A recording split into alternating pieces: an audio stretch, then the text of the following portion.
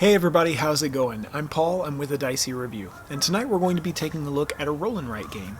Very recently, Pandasaurus Games sent me Qwinto. Ah, that's a lovely box. Let's go inside and see how this is played.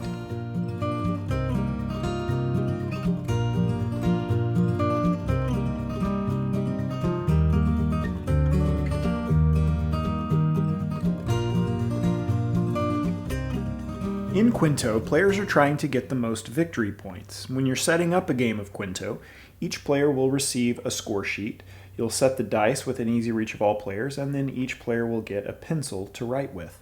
After you randomly determine who the start player is, the start player will become the active player, and then players will take turns, one after the other, in clockwise order until the in-game conditions are reached. And what a player is going to do on their turn is they're going to select these dice to roll, and you can either select one, two, or all three of the dice.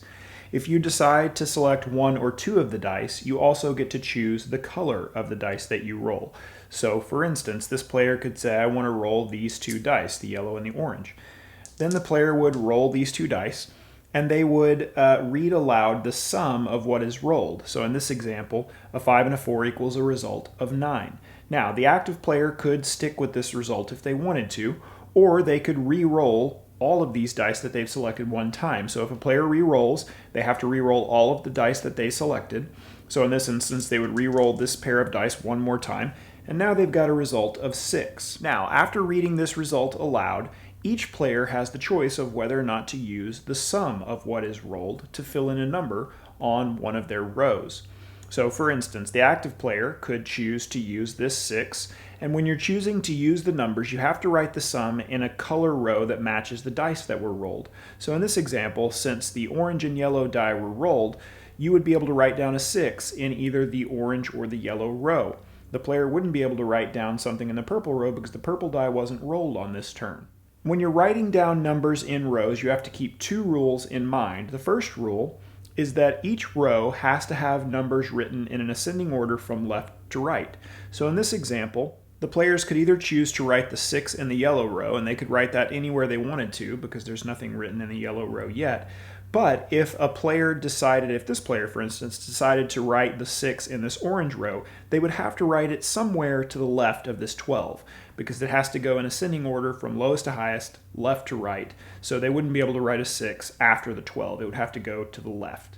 The other rule to remember when you're writing down numbers in these rows and columns is that there are, like I said, columns, and you have to have different numbers in each column. You can't have the same number appear twice. So in this example, since there's a 12 in the top row and a 10 in the bottom row, the number that's written in this middle row in future, or on this turn if they want to, has to be something different than a 12 or a 10. It can be an 11, it can be anything other than a 12 or a 10. And those are the two rules to remember when you're writing down numbers from the rolled dice. Now, it's important to note that the active player, if they choose not to use the result of what is rolled on a turn, if they don't want to use this result, or if they can't because there's no open spaces, they have to cross off one of these boxes down here, and these boxes are known as failed attempts. These are negative points at the end of the game, and they're also one of the in-game triggers. Each other player in the game also has a chance to write down what's rolled by the active player if they want to. But the cool thing about not being the active player is if you choose not to use this result, you don't have to mark down a failed attempt. The only time you would have to mark down a failed attempt is if you're the active player and you roll the dice. Now, one other cool thing to note when you're playing this game is that there are these symbols on each player sheet that are pentagon shaped. And these pentagon symbols, these pentagon spaces, are bonus spaces. The number that you write in these spaces will potentially give you bonus points at the end of the game. To achieve a bonus, a player has to write down and fill in all of the spaces in a column where a bonus space exists to get that bonus at the end of the game.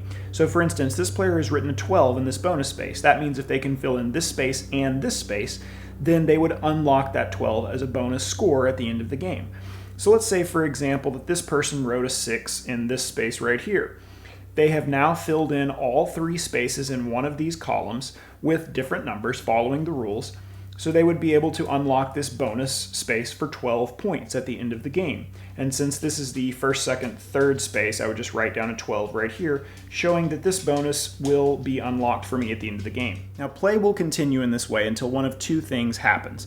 If any player crosses off all 4 spaces in their failed attempts row, that would trigger the end of the game. Or if any player completely fills in 2 out of the 3 of their rows, then this would trigger the end of the game as well. So in this example, you can see this player has completely filled in this row and this row, so that triggers the end of the game.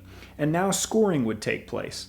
And the way that you score in this game is you look at each row and you score points based on how many of the spaces are filled in on the row. If a row doesn't have all of the spaces filled in, then you simply count how many spaces are filled in and you get that many points. So in this example, this player would get 1, 2, 3, 4, 5, 6, 7 points for orange because they have 7 spaces filled in.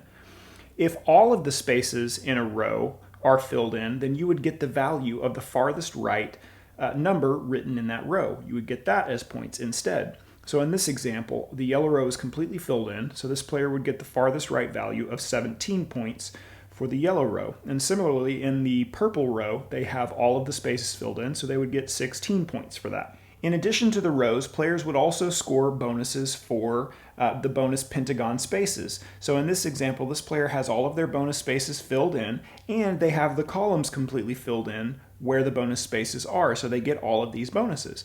So in this space they have 7, this space they have 9, 12, 15, and 16. So they add all of those bonuses together to get that total score. And then finally, the player would just subtract 5 points for each failed attempt that they had to mark in. So after all of that has been added, this player has 84 points. And after each player has scored, whoever has the highest point total is the winner. Now, I wanted to come and do this review outside because it's a lovely night outside. There are a couple of downsides to that, however. You might hear a t-ball game in the background. The other downside is, even though it is a lovely night, I'm playing Whack-A-Mosquito out here, so if you see me get carried off, you'll know why. And I mean, I'm not joking when I say that they are swarming around me. In fact, I've killed about 12 in the last minute alone, so I'm pretty much a serial mosquito killer. In fact, they've probably got tiny little buzzy detectives out to solve the case, although it's not much of a case to solve, as I've clearly done it and they've all seen me. But that being said, I want to talk a little bit about Qwinto. Now, when you talk about roll and write games, you've got a lot of options, and I mean a lot of options. I mean, there are more roll and write games out there than there are mosquitoes buzzing around me right now, and there are a lot of mosquitoes buzzing around me right now.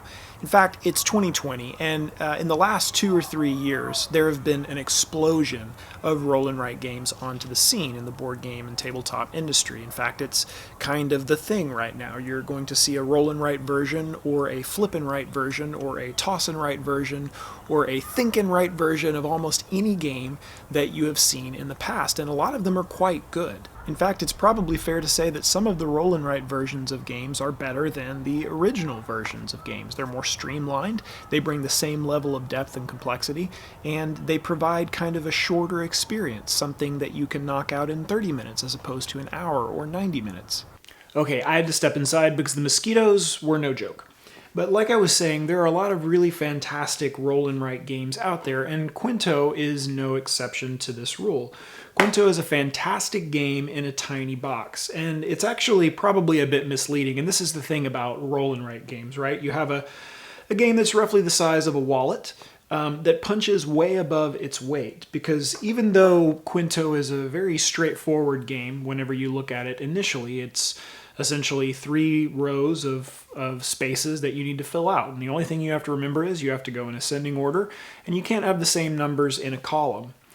But I think there's a lot of hidden depth there, especially as you progress within a game of Qwinto. Because at the outset of a game of Qwinto, everything is fairly straightforward. Everything is really simple. You're like, this is easy. I've just got to write in numbers from left to right and make sure they don't line up. That's not a problem. That's all fine and good until you say, roll an 11. Where do you put an 11? That's just one of the choices that starts to drive you crazy, is that if you are looking on one of these 3 rows here and you decide, well, where in this distribution, where in this section do I need to put an 11 to give me the most bang for my buck? Because you have a lot of different things to think about. You have the bonuses that you're trying to go for, so you want to write the highest possible values in the bonuses. But you have to be careful because you also want to completely fill in each row. And so if I put an 11 smack dab in the middle of my row, Well, that's great, except that I might not roll an 18 or I might not roll a 17 or something like that. In fact, statistically, it's very hard for that to happen. So you constantly kind of have these choices that you have to make where you're thinking, okay, what position do I need to put this number in to give myself the most points possible, but then also give myself the ability to potentially score a lot of points later, because that has to be something that you consider. And you have choices like this early on in the game, and that's great because you always like a game that makes you think. But the choices don't really get any easier as the game goes on. In fact, you have more choices that you have to make. Because while early in the game, it's a pretty straightforward process for me. Usually I roll all 3 dice because I want to try and get the highest numbers possible. And I want to be able to write down numbers in each of the rows, or any row I want to. But as you start to progress and go farther and farther in this game, you have to start also making decisions about how many dice do I want to roll. Because let's say, for instance, I completely fill up the purple row or almost fill it up, and all I need is a low number or all I need is a high number. Well, then you have to start making the decision every time you take a turn. Okay, how many dice do I roll? Which color do I roll? Do I only roll 1 die? Do I roll all 3 and just hope that I get the highest number possible and, just take a potential failed attempt? All of these decisions are swirling around in your mind as you're trying to play this game, but at the same time, it doesn't really feel overwhelming because at its core, this game is fairly straightforward and very accessible. And that's one of the things that I love about roll and write games. And one of the reasons that I loved Qwix, which is a game that was made before this one. In fact, this is a game that was made from the makers of Qwix. One of the things that I loved about that game is it was a very straightforward objective. You wanted to try and fill in as many numbers within each row as you possibly could. And at its core, this game is the same type of approach. It is fill in as many numbers as you possibly can. But you are creating the values, and you have to make some tough decisions about how you get to the point where you want to get. You have to decide what type of numbers you want to go for with your bonuses, and you have to try and decide, do I go for all 3 rows? Do I just completely ignore 1 row, try and get the highest bonus that I possibly can, and just focus on filling in the other 2 rows? Or, your play style is up to you. But when it comes right down to it, when you sit down at a table and try and explain this game to someone, it can be explained in 3 minutes, if that. And it also has a general appeal because it's a game that's very abstract and doesn't have really a theme assigned to it at all. And it's really just about the fun puzzle that's going on in your mind, the fun puzzle that your brain is trying to complete. And so there's a lot going on for Qwinto. It's very accessible. It's very easy to teach. It's very, has a broad appeal. And for that reason, I love games like this. I have Ganz Schön Clever in my collection. I have Qwix still in my collection. And this is going to be one that I absolutely keep because I'm really excited to introduce this game to my in-laws, to my daughter when she gets a bit older. Games like this are fantastic because you always want to have games like this in your collection where, a perfect example is my wife and I played this game last night in bed. And something like that is fantastic. The ability to play a game that takes about 15 minutes to play, can be played literally anywhere, can be thrown in a bag or a backpack or even your back pocket. There is a huge amount of value in games like this, and I'm really glad that I was able to get my hands on it. And currently, at the time of this recording, the game is $14.95 US, and it plays from 2 to 6 players.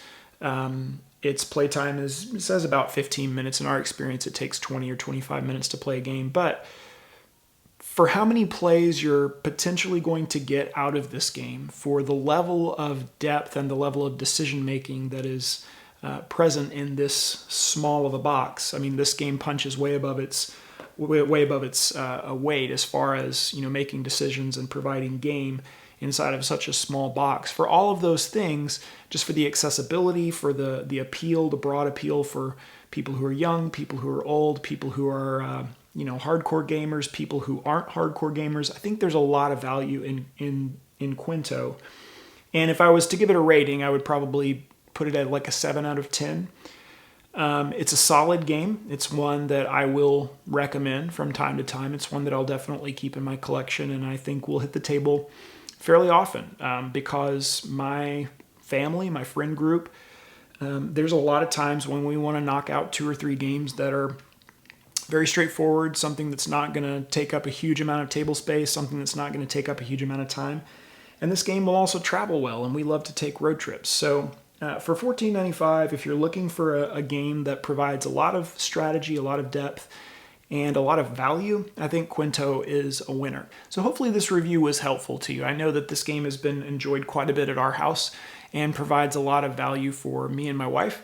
And if you are anything like me and you love to road trip or go to the coffee shop or whenever this quarantine ends, go see your friends or hang out at your friends or family's house, I think this is a fantastic game to throw in a bag, throw in a backpack, and take with you just in case you have an extra 30 minutes or so. But hopefully you enjoyed the video. If you have any questions or comments about the game, or if you just like to let me know your thoughts, absolutely post a comment below. And thanks so much for watching. Until next time, I'll see you at the table.